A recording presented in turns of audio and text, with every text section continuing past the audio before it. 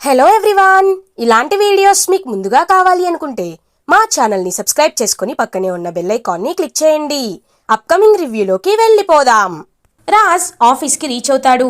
రాజ్ అటు ఇటు తిరుగుతూ కావ్య ఇవ్వాలనుకున్న సర్ప్రైజ్ గురించి, అసలు ఆ బావ ఎవడు, ఇప్పుడు ఎందుకు ఇక్కడికి వస్తున్నాడు, అసలు ఏంటి, ఆ కళావతి ఏంటంత సిగ్గుపడిపోతుంది అని జెలస్గా ఫీల్ అవుతాడు. లేదు, ఛీ, నేనేంటి ఇంత జెలస్గా ఫీల్ అవుతున్నాను, వెంటనే నా మైండ్ డైవర్ట్ అవ్వాలి, శ్వేతే కరెక్ట్ అని శ్వేతకి కాల్ చేస్తాడు రాజ్. హలో శ్వేత, నువ్వు అర్జెంటుగా ఆఫీస్కి రా అని అంటాడు. ఇంకా శ్వేత రాజ్ ఆఫీస్కి వెళ్తుంది. ఏంటి రాజ్, అంత త్వరగా రమ్మన్నావు అని అడుగుతుంది. శ్వేత, ఏం లేదు, ఊరికే రమ్మన్నాను.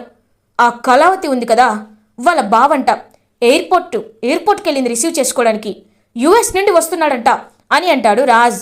ఓ అవునా, అందులో ఏముంది, నువ్వెందుకు అంతలా జెలస్ ఫీల్ అవుతున్నావు అని అడుగుతుంది శ్వేత. చిచ్చి, నేనెందుకు జెలస్గా ఫీల్ అవుతాను, అయినా బావొస్తే నాకేంటి, జాబ్ వస్తే నాకేంటి, ఎవరొస్తే నాకేంటి, వాణ్ణి ఆఫీస్కే తీసుకువస్తుందంట, చూస్తా ఎలా ఉంటాడో, ఎవరొచ్చినా నాకేంటి, అసలు నాకు ఆ కళావతి మీదే ప్రేమ లేదు, అలాంటప్పుడు వాళ్ళ బావొస్తే నాకేంటి అని ఇంకా బయటికి అంటున్నా లోపల మాత్రం చాలా జెలస్గా ఫీల్ అవుతూ ఉంటాడు రాజ్. అప్పుడే కార్ సౌండ్ వస్తుంది. ఇంకా రాజ్ వెంటనే అదిగో కార్ సౌండ్ వచ్చినట్టున్నారు అని పరిగెత్తుకుంటూ వెళ్ళి ఇంకా ఒక కిటికీ టైప్ దాంట్లో ఉండి చూస్తూ ఉంటాడనమాట. ఇంకా కార్ వచ్చి ఆగుతుంది. కావ్య కార్ నుంచి కిందకి దిగుతుంది. హ్యాపీగా నవ్వుతూ ఉంటుంది. బావా రా అని అంటుంది. ఇంకా అలా కార్ నుండి ఒక న్యూ క్యారెక్టర్ అయితే బయటికి వస్తారు. అతన్ని చూసి రాజ్ ఒక్కసారిగా షాక్ అయిపోతాడు. జెలస్గా ఫీల్ అవుతూ ఉంటాడు. పక్కన ఉన్న శ్వేత హ్యాపీగా ఫీల్ అవుతుంది. ఆ న్యూ క్యారెక్టర్ ఎవరో కాదు, అర్జున్ అంబటి అనమాట. అర్జున్ అంబటి తెలుసు కదా. ఇంకా అతను అలా ఇంకా ఆఫీస్ లోపలికి నడుచుకుంటూ వస్తూ ఉంటారు. రాజ్ అతన్ని చూసి చాలా జెలస్గా ఫీల్ అవుతాడు. పక్కనే ఉన్న శ్వేత మాత్రం రాజ్ వైపు చూస్తూ, రాజ్ నువ్వు పైకి కావ్య అంటే ఇష్టం లేదు, తనతో విడిపోవాలనుకుంటున్నారు అని చెప్తున్నావు, కానీ మనసులో నీకు కావ్య అంటే చాలా ప్రేమ ఉంది, అందుకే తను వేరే వాళ్ళతో క్లోజ్గా ఉంటే నువ్వు తట్టుకోలేకపోతున్నావు అని మనసులో అనుకుంటుంది శ్వేత. ఇంకా అలా ఆ న్యూ క్యారెక్టర్ నడుచుకుంటూ వస్తూ ఉంటారు. ఇంకా కావ్య కూడా అతని పక్కనే నడుచుకుంటూ వస్తూ ఉంటుంది. ఇంకా అతను డైరెక్ట్గా రాజ్ దగ్గరికే వస్తాడనమాట. కావ్య తను అని అడుగుతారు. బావా తనే నా శ్రీవారు రాజ్ అని అంటుంది. ఓ అవునా, హలో అని షేక్ హ్యాండ్ ఇస్తాడు. ఇంకా రాజ్ మాత్రం జెలస్గా ఫీల్ అవుతూ ఉంటారు. ఇంతకీ మీ పేరేంటి అని అడుగుతాడు రాజ్. నా పేరు అర్జున్ అంబటి. ఇంతకీ మీరు మా కావ్యని బాగా చూసుకుంటున్నారా అని అడుగుతాడు. వాట్, ఆ డౌట్ మీకెందుకు వచ్చింది, అయినా ఫస్ట్ మీట్ అయినప్పుడు అలాంటి ప్రశ్నలు ఎవడు అడగరు అని అంటాడు రాజ్.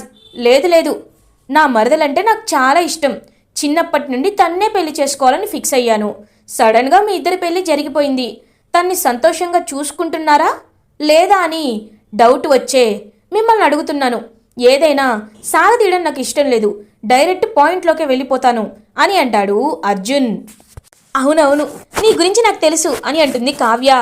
తను చెప్పింది నీతో కాదు, రండి క్యాబిన్లోకి వెళ్ళి మాట్లాడుకుందాం అని రాజ్ ఇంకా తన క్యాబిన్లోకి తీసుకువెళ్తారు. ఇంకా అర్జున్ అయితే అలా ఇంకా రాజ్ జెలస్ని గమనిస్తూ ఉంటారు. శ్వేత కూడా హ్యాపీగా చూస్తూ ఉంటుంది. ఇది ఇలా ఉండగా అప్పు హ్యాపీగా ఇంటికి వస్తుంది. నాన్న, అమ్మ, పెద్దమ్మ త్వరగా రండి అని అంటుంది. అప్పు ఏమైందే, చాలా రోజుల తర్వాత నీ మొహంలో సంతోషం కనబడుతుంది, ఏమైంది అని అడుగుతారు అప్పు వాళ్ళ పెద్దమ్మ. నాకు అప్లికేషన్ సెలెక్ట్ అయ్యాను, అప్లికేషన్లో పోలీస్ ట్రైనింగ్ కోసం అప్లికేషన్ పెట్టాను కదా, అది సెలెక్ట్ అయింది, సో దాన్ని అప్రూవ్ చేశారు, కొన్ని రోజుల్లో పోలీస్ ట్రైనింగ్ అనేది స్టార్ట్ అవుతుంది అని అంటుంది అప్పు. ఇంకా చాలా హ్యాపీగా ఫీల్ అవుతారనమాట కనకం, కృష్ణమూర్తి. కనకం మాత్రం, అప్పు ఎందుకే ఇదంతా, పోలీస్ అంటే మాటలు కాదు, చాలా కష్టపడాలి, వాళ్ళు చాలా చేపిస్తూ ఉంటారు, పైకి ఎక్కాలి, కిందికి దూకాలి, చాలా కష్టం ఉంటుంది, అవన్నీ నువ్వు తట్టుకోగలవా, నా మాట వినవే, ఇప్పటికైనా మంచి సంబంధం చూసి పెళ్లి చేస్తాను అని అంటుంది కనకం. అమ్మా నువ్వు చెప్పిన సోదే చెప్పొద్దు. నీకెన్నిసార్లు చెప్పాలి నాకు పెళ్లి చేసుకోవడం ఇష్టం లేదని? ఇప్పుడే ప్రశాంతంగా ఉన్నాను. మా ఫ్రెండ్స్ కూడా పార్టీ అడుగుతున్నారు, వాళ్ళకి పార్టీ ఇవ్వాలి. ఇప్పుడు నువ్వు నా మూడ్ని చెడగొట్టద్దు. నాన్న నువ్వు చెప్పు, అమ్మకేమీ తెలీదు. నేను పోలీస్ ట్రైనింగ్లో సెలెక్ట్ అయ్యానంటే అది ఎంత పెద్ద విషయం అని అంటుంది అప్పు. అవునమ్మా, చాలా పెద్ద విషయం. ఆ దేవుడు నిన్న కళ్యాణ్ మాయలో నుండి, ఆ కళ్యాణ్ బాధలో నుండి బయటికి తీసుకురావడానికే ఈ దారి చూపించినట్టున్నాడు. నీకు నచ్చింది చేయమ్మా, హ్యాపీగా ఉండు అని అంటారు కృష్ణమూర్తి. ఇంకా అప్పు అక్కడి నుండి వెళ్ళిపోతుంది. ఏంటండి మీరు కూడా అని అంటుంది కనకం. కనకం, ఎందుకు ఎందుకు దాన్ని ఇబ్బంది పెడతావు? అయినా ఇద్దరి కూతుర్లకి పెళ్లి చేశాం. ఇప్పుడు నువ్వు కళ్యాణ్ బాధ నుండి తన్ని బయటికి తీసుకురావడానికి పెళ్లి చేయాలనుకుంటున్నావు. కానీ అది ఆ బయటకి ఎప్పుడో వచ్చేసింది. ఆ బాధని పక్కకి నెట్టి పోలీస్ అవ్వాలి అనుకుంటుంది. నా కూతురు పోలీస్ అవ్వాలనుకుంటుంది. ఇంకా తన విషయంలో నువ్వు జోక్యం చేసుకోవద్దు అని చెప్పి ఇంకా అక్కడి నుండి వెళ్ళిపోతారు కృష్ణమూర్తి. ఇది ఇలా ఉండగా రాజ్ క్యాబిన్లోకి న్యూ క్యారెక్టర్ అర్జున్ వస్తాడనమాట. ఇంకా కావ్య వాళ్ళ బావ వచ్చి కూర్చుంటాడు. చెప్పండి, ఏం తీసుకుంటారు అని అడుగుతాడు రాజ్. కాస్త ఫ్రీడమ్ తీసుకుంటాను అని అంటాడు. వాట్ అని అంటాడు రాజ్. అవును, మీరు మా కావ్యని సరిగ్గా పట్టించుకోవట్లేదు అనిపిస్తుంది. అలా ఉండాలి, ఇలా ఉండాలి, ఒకేలా ఉండాలని ఎప్పుడు తనపై రెస్ట్రిక్షన్స్ పెడుతున్నట్టు అనిపిస్తుంది అని అంటాడు కావ్య వాళ్ళ బావా. నా మనసులో మాటని ఎంత చక్కగా అర్థం చేసుకున్నావు బావా అని అంటుంది కావ్య. అంత ఎమోషనల్ అవ్వక్కర్లేదు. అయినా ఇవన్నీ మీకెలా తెలుసు అని అడుగుతాడు రాజ్. నాకు అన్నీ తెలుసు బ్రదర్, కానీ నీకు మాత్రం ఒక విషయం తెలియాలి అని నేను అనుకుంటున్నాను. ఇకపై కావ్యకి ఎవరూ లేరని, కావ్య ఎవరితో తన బాధని చెప్పుకోలేదని, కావ్య నువ్వు ఎలా చెప్తే అలా ఉండి నీకు తల వంచుకొని కూర్చుంటుందని నువ్వు అనుకుంటున్నావేమో, కానీ అది ఎప్పటికీ జరగదు. ఇప్పుడు ఈ అర్జున్ కావ్యకి తోడుగా వచ్చాడు. ఇక నా మరదల్ని నువ్వు ఎలాంటి బాధ పెట్టలేవు. నీకు చెప్పింది అర్థమైంది అనుకుంటున్నాను. సరే, ఇప్పుడే వచ్చాను కదా, కాస్త రిలాక్స్ అవుతాను. తర్వాత చేయాల్సిన పనులు చేస్తాను, తేల్చాల్సిన లెక్కలు తేలుస్తాను. కావ్య, నేను వెళ్ళొస్తాను అని అంటారు. ఏంటో బావా, నువ్వు నా కళ్ళ ముందుంటే రోజు కూడా తెలియటం లేదు అని అంటుంది కావ్య.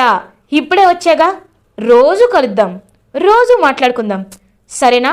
బాయ్ అని ఇంకా అర్జున్ అక్కడి నుండి వెళ్ళిపోతాడు. రాజ్ మాత్రం ఇంకా జెలస్గా ఫీల్ అవుతాడు.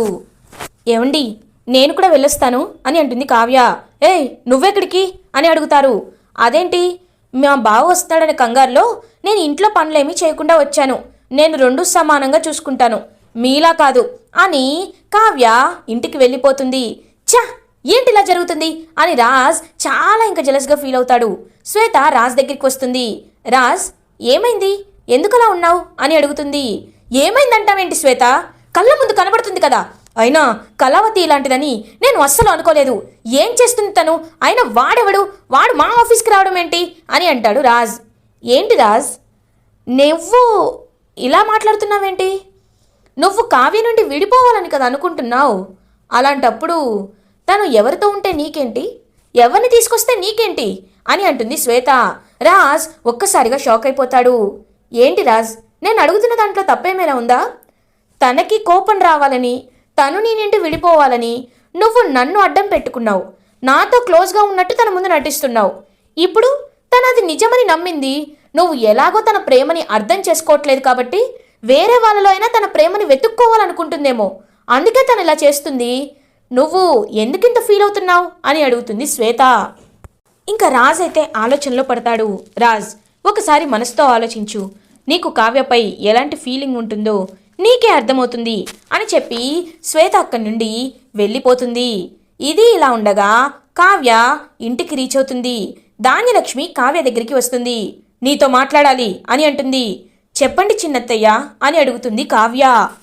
మా కళ్యాణ్ క్రెడిట్ కార్డులు నీ దగ్గరే ఉన్నాయంట అని అంటుంది ధాన్యలక్ష్మి. అవునా, నేను అవి చూసుకోలేదు, బహుశా ఆ లాకర్లో ఉండి ఉంటాయి, ఇప్పుడే తీసుకువస్తాను అని వెళ్తుంది కావ్య. ఆగు, నేను మాట్లాడడం ఇంకా పూర్తవ్వలేదు. మా కళ్యాణ్ అనామిక ఆర్థిక స్వేచ్ఛని కోరుకుంటున్నారు. ఆ క్రెడిట్ కార్డులు మళ్ళీ నీకు కళ్యాణ్ తిరిగి ఇవ్వడు అని అంటుంది ధాన్యలక్ష్మి. ఇప్పుడు ఇవ్వమని ఎవరడిగారు చిన్నత్తయ్య? ఇచ్చినా ఇవ్వకపోయినా నాకు ఎలాంటి సమస్య లేదు అని అంటుంది కావ్య. ఇంకా పైకి వెళ్ళి లాకర్లో ఉన్న క్రెడిట్ కార్డ్స్ని తీసుకువస్తుందన్నమాట కావ్య. ఇంకా అందరూ హాల్లో ఉంటారు. కావ్య కళ్యాణ్ దగ్గరికి వస్తుంది. కళ్యాణ్, కవి గారు తీసుకోండి, ఈ క్రెడిట్ కార్డ్స్ తీసుకోండి, మీరు మళ్ళీ నాకు ఇవ్వాల్సిన అవసరం లేదు సరేనా అని అంటుంది కావ్య. ఇవి మావారివే కదా, ఏదో మీ డబ్బులు ఇచ్చినట్టు అలా చెప్తున్నారేంటక్క అని అంటుంది అనామిక. ఇంకా ఒక్కసారిగా కావ్య షాక్ అయిపోతుంది. తను ఆ ఉద్దేశంతో అనలేదు అని అంటాడు కళ్యాణ్. ఏ ఉద్దేశంతో అన్నా నేను కూడా కొన్ని మాట్లాడాలి అనుకుంటున్నాను. ఈ ఇంట్లో ఎవరికి ఎంత అవసరాలుంటాయో అన్ని అవసరాలు ఉంటాయి. అన్నింటికి కావ్యనే వచ్చి చేచాచి అడుక్కోవాల్సిన పరిస్థితి మనకేంటి అని అంటుంది అనామిక. ఇంక అందరూ ఒక్కసారిగా షాక్ అయిపోతారు. అలా ఎందుకు అనుకుంటున్నావు అనామిక? ఇప్పుడు నేను ఏం చేశానని అని అంటుంది కావ్య. నువ్వేమి చెయ్యవు కావ్య. పొద్దున్న లేస్తావు, రెడీ అవుతావు, ఆఫీస్కి వెళ్ళిపోతావు, మళ్ళీ తిరిగి సాయంత్రం వస్తావు. ఈలోపు ఎవరికైనా ఖర్చులు కావాలంటే నీకు ఫోన్ చేయాలా, లేకపోతే ఎవరిని అడగాలి? అయినా ఇలాంటి పద్ధతి ఏంటో నాకు ఏమీ అర్థం కావట్లేదు. పెద్ద కోడలికే చేతికి తాళాలు ఇవ్వడం ఏంటో నాకు అస్సలు అర్థం కావటం లేదు అని అంటుంది అనామిక. ఇంక అనామిక వైపు అందరూ షాక్ అయి చూస్తూ ఉంటారు. అపర్ణాదేవి, చూడు అనామిక, నువ్వు ఎందుకు ఇలా మాట్లాడుతున్నావో నాకు అర్థం కావటం లేదు. కానీ ఒక్క విషయం మాత్రం నేను చెప్పగలను. పెద్ద కోడలు అంటే ఇంటికి మాత్రమే కాదు, బాధ్యతల్లో కూడా పెద్దరికాన్ని తీసుకోవాలి. ఆ బాధ్యత ఇప్పుడు కావ్యపైనే ఉంది. ఈ ఇంటికి కోడలిగా నేను అడుగు పెట్టాను, పెద్ద కోడలి బాధ్యతలు తీసుకున్నాను. నా తర్వాత నా కొడుకుకి భార్య అయిన కావ్యే ఈ పెద్ద కోడలు బాధ్యతల్ని తీసుకుంటుంది. ఇందులో నీకు వచ్చిన సమస్య ఏంటి అని అడుగుతుంది అపర్ణ. అంటే ఏంటి పెద్దత్తయ్య గారు మీరు చెప్పేది? తరతరాలుగా వస్తుంది కాబట్టి ఈ ఇంటి పెద్ద కోడలికి మాత్రమే అధికారాన్ని అప్పచెప్తామంటున్నారా? మరి ఈ ఇంటి చిన్న కోడళ్ళు ఏమైపోవాలి? ఎప్పటికీ బానిసల్లా, ఈ ఇంట్లో ఒక పని మనుషుల్లా, పేరుకే కోడలలా చలామణి అవ్వమంటారా అని అడుగుతుంది అనామిక. ఒక్కసారిగా అపర్ణ షాక్ అయిపోతుంది. ఇంకా ధాన్యలక్ష్మి, అవును, తను చెప్పేది నిజమే కదా, కోడళ్ళంటే అందరినీ సమానంగా చూడాలి. పెద్ద కోడలికి బాధ్యత ఇచ్చి మమ్మల్ని మాత్రం పని వాళ్ళలా ఎందుకు చూడాలి అని అంటుంది ధాన్యలక్ష్మి. ఇందిరాదేవి, చూడమ్మా అనామిక, నువ్వు ఇలాంటి ప్రశ్న ఎందుకు లేవనెత్తుతున్నావో నాకు అర్థం కావటం లేదు. తరతరాలుగా మనకి వస్తున్న సాంప్రదాయం అదే. పెద్ద కోడలు బాధ్యతల్ని చూసుకోవాలి, చిన్న కోడలు తనకి సహాయంగా ఉండాలి. ఇప్పుడు ఒకరిని ఎక్కువ ఒకరిని తక్కువ చూసినట్లు కాదు అని అంటారు ఇందిరాదేవి. అమ్మమ్మ గారు, ఇప్పుడు మనం పాత కాలం సమాజంలో లేము, పురాతన సమాజంలో లేము. ఇప్పుడు అన్నీ మారుతున్నాయి, కాలం కూడా మారుతుంది. మీరు ఇలా మాట్లాడడం నాకు కరెక్ట్ కాదనిపిస్తుంది అని అంటుంది అనామిక. అయితే ఇప్పుడు ఏం చేయమంటున్నావు నువ్వు అని అడుగుతుంది అపర్ణ. అన్నిట్లో మాకు సగం సగం వాటా కావాలి. ఎలా అయితే కావ్యని పెద్ద కోడలిగా మీరు హుందాగా చూస్తున్నారో, చిన్న కోడలిగా నాకు కూడా అంతే మర్యాద కావాలి. ఎలా అయితే మీరు కావ్యకి ఈ ఇంటి బాధ్యతల్ని అప్పచెప్పారో, నాకు కూడా ఈ ఇంటి బాధ్యతలని అప్పచెప్పాలి.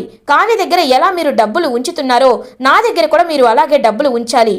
నాకు కూడా ఈ ఆస్తిలో, ఈ వాటాలో, ఈ కోడలి పొజిషన్లో సగం షేర్ కావాలి అని అడుగుతుంది ఇంకా అనామిక.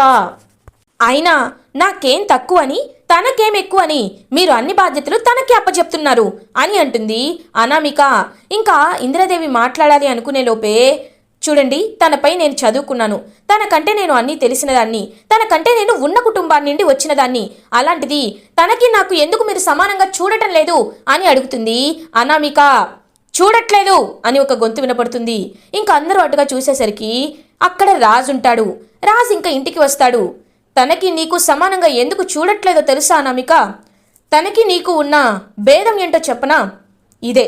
ఇదే నువ్వు ఇంటికి వచ్చి నెల రోజులు కూడా కాలేదు, కానీ కోడలిగా నీ హక్కుల గురించి, కోడలిగా నీకు ఉండాల్సిన స్థానం గురించి నువ్వు ఇంట్లో వాళ్ళందరినీ నిలదీస్తున్నావు. కానీ కళావతి ఒక్కసారి కూడా అలా చేయలేదు. నువ్వు ఈ ఇంటికి మహారాణిలా అడుగుపెట్టావు. నిన్ను కోడలిగా అందరూ స్వీకరించారు. కానీ కళావతి ఎలాంటి పరిస్థితుల్లో అడుగుపెట్టిందో నీకు తెలుసా? తెలీదు. తనని ఈ పెళ్లి చేసుకోవడం ఈ ఇంట్లో ఎవ్వరికి ఇష్టం లేదు, నాకు కూడా ఇష్టం లేదు. కానీ ఈ ఇంటికి కోడలిగా అడుగుపెట్టిన తర్వాత ఒక్కొక్కరి మనసులు గెలుచుకోవడం ప్రయత్నించింది, గెలుచుకుంది కళావతి. ఇంట్లో పనులన్నీ చేస్తూ కంపెనీకి నాకు సహాయం చేస్తూ ఇటువైపు డిజైనర్గా ఇటువైపు ఇంట్లో పనులు చేస్తున్న ఇల్లాలుగా అన్నిట్లో తనే ది బెస్ట్ అని ప్రూవ్ చేసుకుంది కళావతి. కానీ ఎప్పుడు తన ఇంట్లో వాళ్ళు ప్రేమ కావాలని, తనకి రాజ్యం కావాలని, తనకి ఒక కోడలి అధికారం కావాలని, హక్కు కావాలని, తనకి డబ్బు కావాలని ఇప్పటి వరకు నన్నే కాదు ఈ ఇంట్లో ఎవరిని అడగలేదు. అక్కడే కావ్య గొప్పతనం ఏంటో, కావ్య వ్యక్తిత్వం ఏంటో అర్థమవుతుంది అని అంటాడు రాజ్. ఇంకా రాజ్ తన్ని అలా సపోర్ట్ చేయడం చూసి ఒక్కసారిగా షాక్ అయిపోతుంది కావ్య. ఇంకా ఇంట్లో వాళ్ళందరూ కూడా అలా షాక్ అయి చూస్తూ ఉంటారు.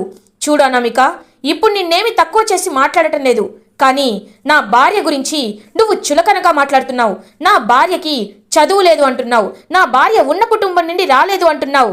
కానీ వాటన్నింటికంటే తనకి విలువైన ఆస్తి ఒకటి ఉంది, అదే ఆత్మాభిమానం, ఇతరులకి మంచి చేయాలనే ఉద్దేశం.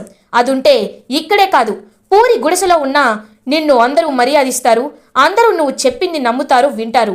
అంతేకాని ఇలా అడిగితే హక్కులని ఇవ్వరు అని చెప్పి ఇంకక్కడి నుండి వెళ్ళిపోతాడు రాజ్. ఇంకా రాజ్ మాటలకి ఒక్కసారిగా అందరూ షాక్ అయిపోతారు. కావ్య మాత్రం అలా ఇంకా చాలా ఎమోషనల్గా చూస్తూ ఉంటుంది రాజ్ వైపు. ఇంకా ఇంద్రాదేవి, నా పెద్ద మనవడు చెప్పాల్సింది చెప్పాడు, ఇంకా నీకేమైనా అనుమానాలు ఉన్నాయా అనామిక అని అడుగుతారు. చ అని అనామిక అక్కడి నుండి వెళ్ళిపోతుంది. కావ్య ప్రేమగా రాజ్ వైపు చూస్తూ ఉంటుంది. ఇలా ఎపిసోడ్ ఎండ్ అవుతుంది. ఫర్దర్ ఎపిసోడ్ రివ్యూస్ ముందుగా మీకు కావాలి అనుకుంటే మా ఛానల్ని సబ్స్క్రైబ్ చేసుకోండి. Thanks for watching.